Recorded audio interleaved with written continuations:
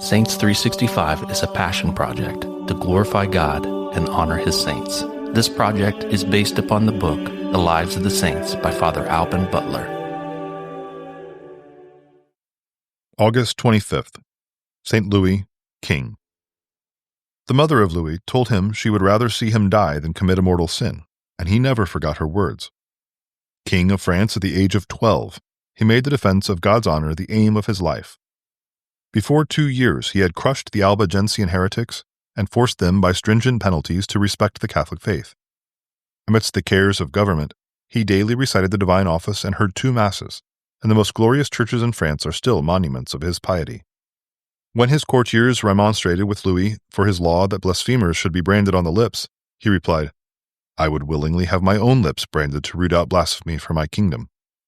The fearless protector of the weak and the oppressed, he was chosen to arbitrate in all the great feuds of his age, between the Pope and the Emperor, between Henry III and the English barons. In 1248, to rescue the land which Christ had trod, he gathered round him the chivalry of France and embarked for the East. There, before the infidels, in victory or defeat, on the bed of sickness or a captive in chains, Louis showed himself ever the same, the first, the best, and the bravest of Christian knights. When a captive at Damietta, an emir rushed into his tent brandishing a dagger red with the blood of the Sultan, and threatened to stab him also unless he would make him a knight, as the Emperor Frederick had Facardin. Louis calmly replied that no unbeliever could perform the duties of a Christian knight.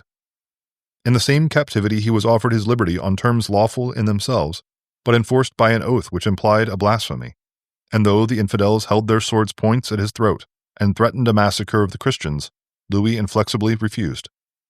The death of his mother recalled him to France, but when order was re-established, he again set forth on a second crusade.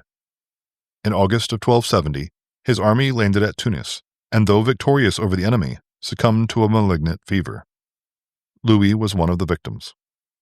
He received the viaticum kneeling by his camp bed, and gave up his life with the same joy that he had given all else for the honor of God.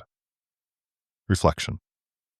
If we cannot imitate St. Louis in dying for the honor of God, we can at least resemble him in resenting the blasphemies offered against God by the infidel, the heretic, and the scoffer. St. Louis, pray for us.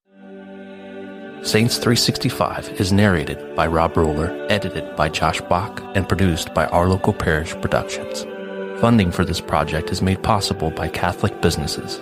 Please go to the business directory at ourlocalparish.com to support these generous businesses. Thank you for listening. God bless.